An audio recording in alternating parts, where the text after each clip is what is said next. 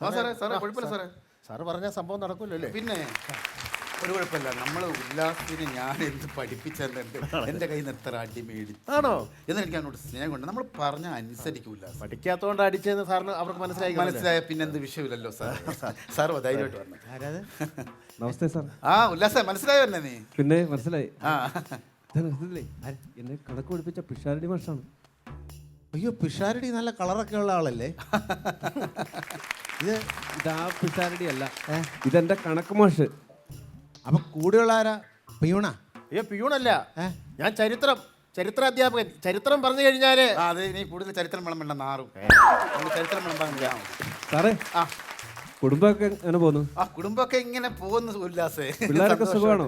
എല്ലാവർക്കും സുഖമാണ്. 4 മക്കളാ മോനെ എനിക്ക്. ഞാൻ പിന്നെ ഈ കണക്ക് മാഷായതുകൊണ്ട് ഹരിച്ചും കുണിച്ചും ഒക്കെ പിള്ളേർക്ക് പേരങ്ങ് ഇട്ട ആ ഒരു രീതിയിലുള്ള പേരായിട്ടത്. മൂത്ത മോടെ പേര് ബിന്ദു, രണ്ടാമത്തെ മോടെ പേര് രേഖ, അതിനിളയ മോടെ പേര് രശ്മി, നാലാമത്തെ മേളിൽ ഫുൾ സ്റ്റോപ്പ് എന്നായിരിക്കും. അങ്ങനല്ല, അത് 2 മാസം പ്രായമായുള്ളൂ. അതുകൊണ്ട് എക്സ് എന്നോ വൈ എന്നോ വിളിക്കും. വൈ അങ്ങനെ അങ്ങ് ഇട്ടേക്ക. എന്റെ ബില്ലിച്ചേട്ടാ, ഈ സാറുണ്ടല്ലോ, എന്നെ എന്ന് പറഞ്ഞ ഭയങ്കര ജീവനാണ്. എന്നെ ഭയങ്കര ഇഷ്ടമായിരുന്നു. പിന്നെ സാറ് എന്നെ കണക്ക് പഠിപ്പിക്കുമ്പോഴ് എനിക്ക് മനസ്സിലായി, അല്ലെങ്കിൽ ഞാൻ പഠിച്ചു എന്ന് ഉറപ്പ് വരുത്തിയതിന് ശേഷമേ, അല്ലെങ്കിൽ സാറിന് അത് വിശ്വാസം വന്നതിന് ശേഷമേ അടുത്ത പാഠഭാഗം എന്നെ പഠിപ്പിക്കാറുള്ളൂ. അത്രയ്ക്ക് എന്നോട് വലിയ സ്നേഹമായിരുന്നു. അത്രയ്ക്ക് ഇഷ്ടമുണ്ടായിട്ടല്ല. ഉല്ലാസിന് മനസ്സിലായാൽ പിന്നെ എനിക്കൊന്നും പേടിക്കണ്ട. എൻ്റെ ക്ലാസ്സിൽ കിടക്കുന്ന ബെഞ്ചിനും ഡെസ്കിനും എൻ്റെ മേശയും കസേരയും വരെ മനസ്സിലാക്കിയെന്ന് നമുക്ക് വിശ്വസിക്കാം. അത്രയ്ക്ക് മഴമണ്ടനാണ് ഇരിക്കുന്നത്. അത്രയ്ക്ക് ഇത്രയും ഞാൻ സ്നേഹത്തോടെ പറഞ്ഞപ്പോൾ സാറിനെ കളിയാക്കാൻ വരുവാണോ? കളിയാക്കൊന്നുമില്ല. സാർ പറഞ്ഞു കേട്ടില്ലേ? സത്യം പറഞ്ഞല്ലോ ഉല്ലാസ്. എന്ത് സത്യം? ഞാൻ ഒരു കാര്യം പറയട്ടെ. സാറ് എന്നോടൊരു ചോദ്യം ചോദിക്കും, ഞാൻ അതിന് ഉത്തരം പറയാം. സാറ് പഠിപ്പിച്ചൊന്നും ഞാൻ പറഞ്ഞിട്ടില്ല.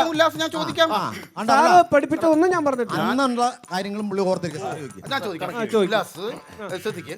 അതായത് 1000 കിലോ എന്ന് പറയുമ്പോൾ 1 ടൺ. 1000 കിലോ എന്ന് പറയുമ്പോൾ 1 ടൺ. അപ്പൊ 3000 കിലോ എത്ര ടണ്ണാണ് പറയൂ? 1000 kilo 1 ton. Ton ton ton. ഈ ഇപ്പൊ ബോധ്യമായല്ലോ. ഇതുപോലൊരു പോഴനെ കണ്ടിട്ടുണ്ടോ? ഇല്ല. കണക്ക് ചോദിച്ചിട്ട് കാര്യമില്ല. വന്ന കാര്യം എന്നാന്ന് വെച്ചാൽ അങ്ങോട്ട് പറ. അത് സാറ് തന്നെ പറ. എങ്ങനെയുണ്ട്? കറക്റ്റ് അല്ലേ? അല്ല ഉല്ലാസേ, എന്തോ നമ്മൾ ഈ ഓണത്തിന്റെ ഒരു ചരിത്രത്തെ കുറിച്ച് പറയാ. ചരിത്രം വിളമ്പരാന്നാ വന്നേ. ഉണ്ടായി ഇവിടെ. എന്നാ ഞാൻ പറഞ്ഞോളാം. ഞാൻ പഠിപ്പിച്ച കുട്ടിയാണ്. ഞാൻ പറഞ്ഞ അവൻ അനുസരിക്കും. എനിക്ക് വിശ്വാസമാണ്. സാർ എന്താണ് ഇപ്പൊ ഇങ്ങോട്ട്? അതാണ് പറയുന്നത്. ഉല്ലാസ് ഓണത്തിന് സ്കൂളിൽ വരെ ഒന്ന് വരണം.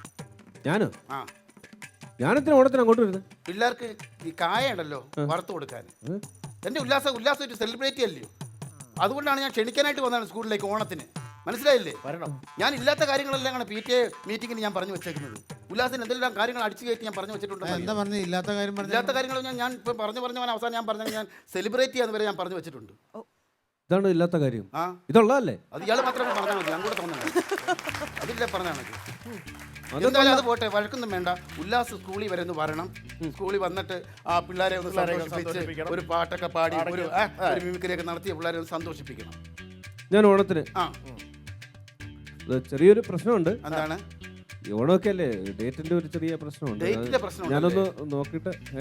ഡേറ്റിന്റെ പ്രശ്നമാകുമ്പം അങ്ങനെ ഡേറ്റിന്റെ പ്രശ്നമാകുമ്പം ഓണ സമയം ആയതുകൊണ്ടാ, അല്ലെങ്കിൽ ഓണം കഴിഞ്ഞു വല്ലതും ആണെങ്കിൽ. അല്ല, ഇതൊരു ഫണ്ടൊക്കെ ഉള്ളൊരു ചെറിയൊരു പ്രോഗ്രാം ആയിരുന്നു. ഫണ്ടൊക്കെ ഉള്ള പരിപാടിയായിരുന്നു. അല്ല സാറേ, എന്നാണ് പരിപാടി? ഡേറ്റ് കറക്റ്റ് പരിപാടി എന്നാണ്? ഈ ഉത്രാടത്തിന്റെ തലേദിവസം 21-ം തീയതി. ഉത്രാടത്തിന്റെ തലേദിവസമാണോ? 21-ം തീയതി. അന്ന് കുഴപ്പമില്ല. ഞാൻ അതെനിക്ക് ഫണ്ട് വരുമ്പോൾ ഡേറ്റ് വരുമെന്ന് എനിക്കറിയാം. അതെനിക്കറിയാം. അപ്പം ഉല്ലാസം അവിടെ നിന്ന് വരണം. സ്കൂളിൽ വന്ന് പിള്ളേരെ സന്തോഷിപ്പിക്കാം. ഞാൻ വരാം സാറേ. സാറേ, ഞാൻ വരുമ്പോഴേ, അന്ന് നമ്മള് 7ാം ക്ലാസ്സിൽ പഠിക്കുമ്പോഴേ 5ലും 6ലും 7ലും ഒക്കെ ഞാൻ കവിത ചൊല്ലുമായിരുന്നല്ലോ, ഓർമ്മയുണ്ടോ? വരുമ്പോ ഞാൻ ആ കവിത തന്നെ അങ്ങ് ചൊല്ലിയാ പോരെ? എന്നാ പിന്നെ എനിക്ക് ആ ഉച്ചക്കഞ്ഞിയിൽ വിഷങ്ങളെത്തി പിള്ളേർക്ക് കൊടുത്താൽ പോരെ? അതിൻ്റെ കൂടെ 2 സ്പൂൺ ഞാനിവിടെ കുടിക്കാം. ആ പിള്ളേരുടെ ഭാവി ഓർത്ത് ആ പാട്ട് വന്ന് പാടുന്നത്. പിന്നെ ഒരു കാര്യം, ഉല്ലാസ് ഞാൻ പറഞ്ഞാൽ കേൾക്കും. ഈ പറയുന്നതൊക്കെ വെറുതെയാണ്. 1ാം ക്ലാസ് മുതൽ 7ാം ക്ലാസ് വരെ എൻ്റെ സ്കൂളിൽ വന്നൊരു കുട്ടിയാണ്. എന്റെ സാറേ ഒരു കുട്ടിയെ കുറിച്ച് എങ്ങനെയാണോ പറയുന്നത്? പിന്നെ? 1ാം ക്ലാസ് തൊട്ട് 7ാം ക്ലാസ് വരെ ഉല്ലാസ് വന്നു എന്ന് പറയല്ലേ? അന്നെ. 1ാം ക്ലാസ് തൊട്ട് 7ാം ക്ലാസ് വരെ ഉല്ലാസ് പഠിച്ചു എന്ന് പറയൂ. പഠിച്ചു എന്ന് പറഞ്ഞാൽ ദൈവകോപം ഉണ്ടാവും, വന്നു എന്ന് പറഞ്ഞാൽ പ്രശ്നം. അതുകൊണ്ടാണ്. അത് പോട്ടെ, ഉല്ലാസം ഒന്ന് എത്തുവോ, ഒന്ന് സഹകരിക്കാവോ? ഉല്ലാസേ, പണ്ടുള്ള പരിപാടിയാണ് സാറേ ആ. അത് ഇപ്പോഴാണ് ഞാനൊരു കാര്യം ഓർത്തത്. ആ. ഇപ്പൊ അന്ന് പരിപാടി ഒന്ന് കൊഴിപ്പിക്കാൻ വേണ്ടിട്ടേ ആ. ഉല്ലാസിന്റെ ടീമും ആ എന്റെ ടീമും ആ. പിന്നെ പരിപാടി ആങ്കർ ചെയ്യാൻ വേണ്ടിട്ട് നമുക്ക് അശ്വതീനയുടെ വിളിച്ച നല്ല പരിപാടിയായിരിക്കും. മോൻ രക്ഷപ്പെടും, മോന്റെ നല്ല സ്വഭാവമാണ്. അതെന്താ പക്ഷെ അങ്ങനെ? അതെന്താന്ന് ചോദിച്ചാൽ ഒരു പരിപാടി അയലത്തൂടെ വന്നപ്പോൾ നീ എടുത്ത് ചാടി അതിനകത്ത് കയറിയല്ലോ. നല്ല ഭാവിയുള്ള ഞാൻ ഉഗ്രനാണ്, മനസ്സിലായി? ഉല്ലാസ് വന്നില്ലെങ്കിൽ എന്റെ ഒരു പരിപാടിയൊക്കെ ചെയ്യണമെന്നും പറഞ്ഞ് അയ്യോ, അതെ അതെ. അല്ല സാർ പരിപാടിയൊക്കെ ചെയ്യും. അല്ലല്ല, ഉല്ലാസ് ആ സ്കൂളിൽ നിന്ന് പോയതിന് ശേഷം പിന്നെ ഒരു ഒറ്റ പരിപാടി നമ്മുടെ സ്കൂളിൽ നടന്നിട്ടില്ല. അതാണ് സങ്കടം. ആണോ? പരിപാടി നടന്നിട്ടില്ല. ഇതുവരെ ഒരു പരിപാടി ഒരു പരിപാടി. പിന്നെ ഈ സാർ ഇടയ്ക്കിടയ്ക്ക് പറയും ഒരു മിമിക്രി നടത്താം, ഞാനൊരു മിമിക്രി നടത്തിക്കോട്ടെ എന്ന് ചോദിക്കും. പക്ഷേ ഞാൻ സമ്മതിച്ചിട്ടില്ല. കാരണം ഉല്ലാസ് പറഞ്ഞ ആ സ്റ്റേജിൽ പിന്നെ സാറ് കയറി അത് മോശമാണ്, അതുകൊണ്ട് ഞാൻ ഇത് നടത്തിച്ചിട്ടില്ല. അങ്ങനെ പറയരുത് സാറേ. ആ. കഴിവുണ്ടെങ്കിൽ സാറിന് അവസരം കൊടുക്കുന്നതിൽ തെറ്റില്ലല്ലോ. ഉണ്ടെങ്കിൽ അത് വേണ്ട. നല്ലതാണ് സാറേ. പറയരുത്, കഴിവുള്ളവർക്ക് നമ്മളൊരു അവസരം കൊടുക്കണം. അവിടെയാണ് സാറിന്റെ വലിപ്പം ഉണ്ടാകുന്നത്. അങ്ങനെയാണോ? സാറിന്റെ മഹത്വം സാറ് ചെയ്യ് സാറേ. അതെ ചെയ്യ് സാർ. ഇവിടെ ചെയ്യാനോ? ഇവിടെ ചെയ്യ് സാർ. അല്ല ഇവിടെ ഇപ്പൊ വേണ്ട. ചെയ്യ് സാറേ. അല്ല ഇവിടെ വെച്ച് വേണ്ട. അവരെല്ലാം പറയുന്നില്ലേ സാർ? സാറേ അല്ല, ഇപ്പൊ തൊണ്ട ശരിയല്ല, ഇപ്പൊ വേണ്ട. അല്ലെ, എല്ലാരും നിർബന്ധിക്കുന്നല്ലേ സാർ? സാർ ഇപ്പൊ നല്ലൊരു വേദിയല്ലേ സാർ? സാറ് ചെയ്യ്. നല്ലൊരു വേദിയല്ലേ? അല്ല ഇപ്പൊ വേണ്ടത്. വേണ്ടയോ? വേണ്ട വേണ്ട വേണ്ട വേണ്ട. ആ, എന്നാ വേണ്ട. അയ്യോ വേണ്ട. എന്നാ പിന്നെ ഇത് ആദ്യം പറഞ്ഞ് ചെയ്താൽ പോരെ? വെയിറ്റ് ഇട്ടതാണോ? എന്നല്ല, വലിയ കലാകാരന്മാരുടെ മുന്നിലൊക്കെ ചെയ്യുമ്പോഴത്തേന് പണ്ട് ഒരുപാട് ചെയ്തിട്ടൊക്കെ ഇവിടെ ഈ സ്കൂളിൽ ചെയ്തില്ല. ഉല്ലാസ് വരുന്നതിന് മുമ്പ് ഒക്കെ ചെയ്യാൻ ഒരു അവസരം തരുവാണെങ്കിൽ വളരെ സന്തോഷം. ചെയ്തോട്ടെ. കാലാകാലങ്ങൾക്ക് മുമ്പ് ഭൂമി ഒരിരുണ്ട ഭൂഗോളമായിരുന്നു.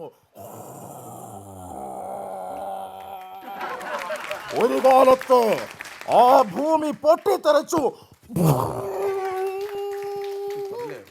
അതിൽ നിന്നും ചെറുതായി ജീവജാലങ്ങൾ ഉടലെടുത്തു.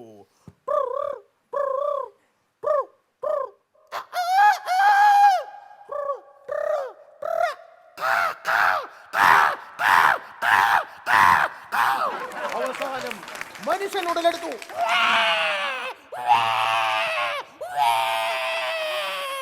അവിടുന്ന് മനുഷ്യൻ ഹൈടെക് ജീവിതം നയിച്ചു. അവസാനം പ്രളയം എന്നെല്ലാം നശിച്ചു.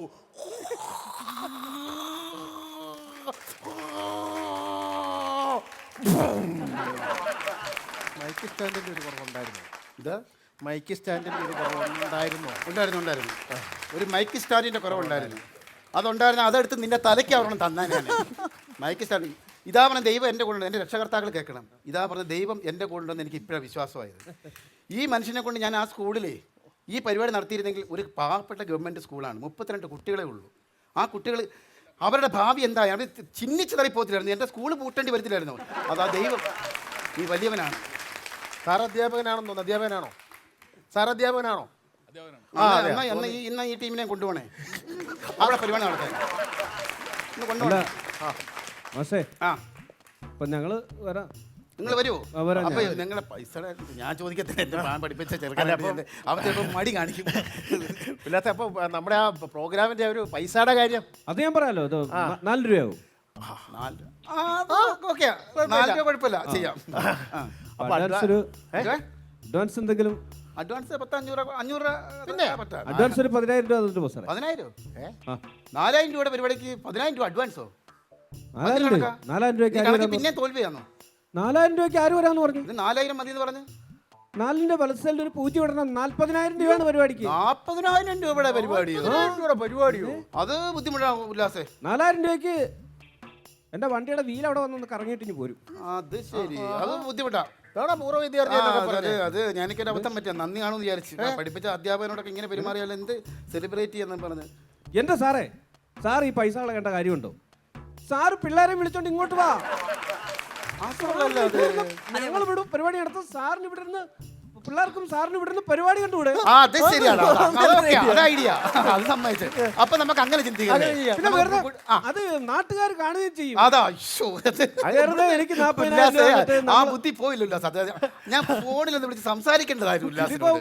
40,000 രൂപ തന്നിട്ട് വെറുതെ അവിടെ ഒന്ന് പരിപാടി കണ്ടിട്ട് ആര് കാണാൻ? അത് പറ്റിപ്പോയി. ഇത് ലോക മലയാളികൾ ശരി മുഴുവൻ ഉല്ലാസേ, കാണില്ലേ? നമുക്ക് അങ്ങനെ അങ്ങനെ ഈ നോക്കാം. വരുന്ന കുഞ്ഞുങ്ങൾക്ക് ഞങ്ങൾക്കൊക്കെ ഭക്ഷണവും കിട്ടും ഇവിടുന്ന്. ആ എല്ലാം ഉണ്ട്. ശരി സാർ, ആയിക്കോട്ടെ എന്നാ. അത് വരെ ശരി അന്ന് അങ്ങനെ ആട്ടെ ഉല്ലാസേ. സാറേ പിള്ളേരെ പെട്ടെന്ന് അല്ല പിന്നെ ഉല്ലാസേ, എന്തോ നീ കണക്കിൽ ഭയങ്കര തോൽവിയാണെന്നാ ഞാൻ വിചാരിച്ചിരുന്നത്. പക്ഷെ ഈ 40,000 നീ എവിടെ കൊണ്ട് വെക്കുന്നുള്ള ഇതല്ല.